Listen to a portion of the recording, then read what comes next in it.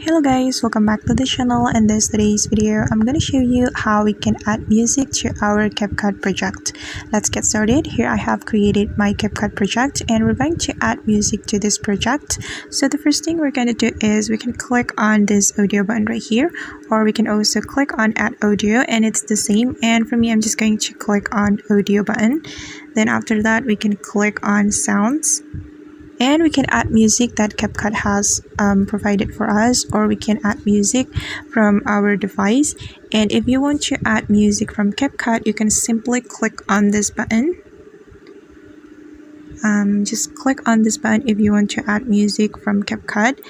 And these are the music that CapCut recommended for us, and we can scroll down to choose the music that we like.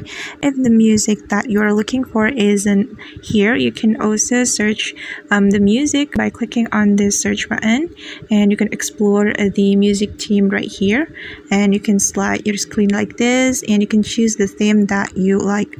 And if you want to add music from your device, you can simply click on this button. Then after that, you can click on from device right here, and you can scroll down to find the music from your device.